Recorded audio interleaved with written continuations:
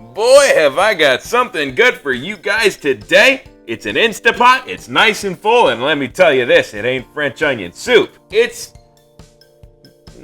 French onion soup.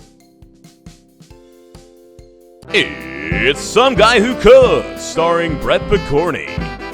Featuring Brett Picorni. Guest stars on the show include Sal, Peppy, and the lovely Paula. Today's episode brought to you by Brett Picorni. Lightning round!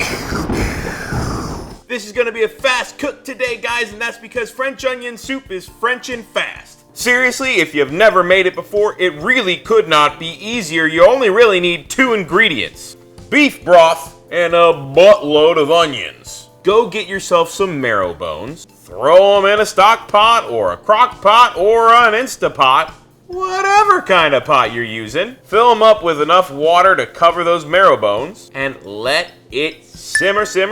My next step was to take beef trimmings from some of my dry-aged ribeye, some of my dry-aged tenderloin. Next up, I also added a bunch of veggie trimmings. We're talking sweet potato skins, the roots and stuff off of scallions. I did all that, got all of it simmering for like a couple days at a time, strained it out, added more, strained it out, added more, strained it out, you get the picture. And over the course of 2 to 3 weeks, this is what I got.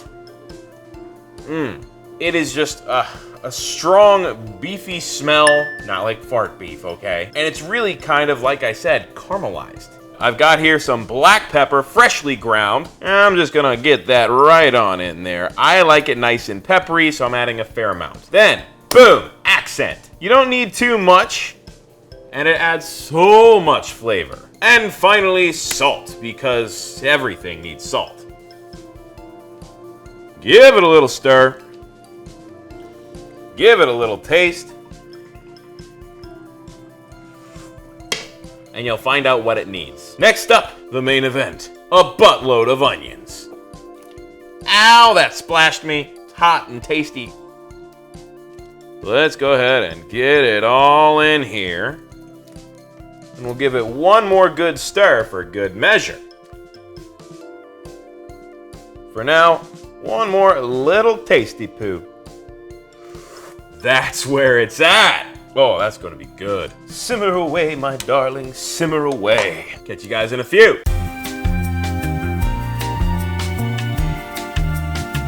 Because they've been cooking for a couple days, these onions are gonna be super tender. Get it? Super tender. Dad jokes. First thing we're gonna do here, we're gonna make our crouton. So for this crouton, I'm going to use some sourdough bread. This is the cup I'm going to be serving it in, so what I'm going to do is I'm going to go right over top, and I'm just going to press down. And you can see a distinct circle there in the bread, which I should be able to just peel it apart. So here we go, right on in there. The brush it right on our bread. Not super saturated, but just enough oil that it'll crisp it up when we put it in the toaster. Yes! I will be putting it in the toaster, not cooking it in front of your very eyes. And as you can see, we've got a nice crispy piece of sourdough for our crouton.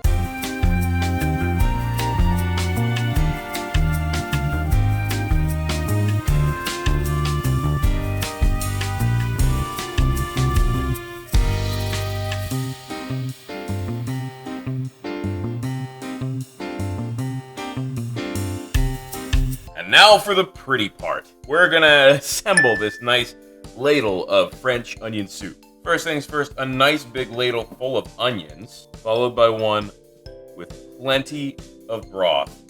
And as you can see, I have made a mess. Now, I'm not using your traditional cheeses for French onion. Traditionally, you would use something like Swiss or gruyere. Gruyere, which is a fancy version of Swiss. But I'm gonna use provolone and mozzarella. The bottom layer I'm gonna put on right now is provolone, which I'm gonna put underneath my crouton because I'm doing a double bruleed version of this. Usually you would bake your French onion in a crock, but I don't really have any oven-safe crocks, so instead I'm going to use this awesome torch. So here we go. We're getting our first layer of cheese right on top here. Going to brulee that with the torch. Look at that. How cool is that? And now we'll go ahead and place our crouton on top of that. Some of our grilled onions. And now for the mozzarella. Want a nice thick layer of cheese on top here, guys, so just pile it on. Now this torch is great for crisping up and bubbling and getting some of that browning on the cheese, but it's not so great for melting all that, so call it a sin if you like. I'm gonna pop it in the microwave for a minute. By the way, I forgot to introduce you. This is Pierre. Say hello, Pierre. Hello. All right, and as you can see, that top layer of cheese is nice and melty. All it needs now is the browning. Come on, Pierre. Time to finish this thing off. Beautiful. All right, here we go. Now, gosh, just take a look at that beauty. This is what I call a mug of French onion soup. Oh my gosh, just the layers of the cheese and the soup and the onions and the crouton. I am beyond excited to dig into this. So here we go. I got my soup spoon, and just for you need to see, the top layer needs to do this. That. Look at that. That is what I call a top layer of French onion soup. Oh my goodness. That cheese just pulling right up. That is gorgeous. I've got a piece of crouton here. I've got some cheese, some grilled onions, and of course, the soup. It's time to give this a taste, even though I have a feeling it's gonna burn my mouth, but I've burned my mouth before.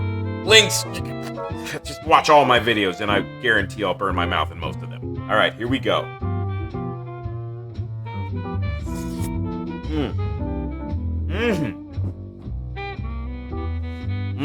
The depth of flavor in that. First of all, we got that double layered cheese. Then we got the sourdough, and those grilled onions really come through. But man, oh man, this broth is something special, I'll tell you what. It's not your regular beef broth. Like I said, it's been cooking a long time, so those flavors have had time to caramelize and mature. And I'll tell you what, it is entirely worth it. This is one of the most rich, decadent cups of French onion soup I've ever had. I'm gonna get another scoop right here. I got a big piece of crouton. Oh, look at that cheese pull. That is a thing of beauty. I'm ready for another bite.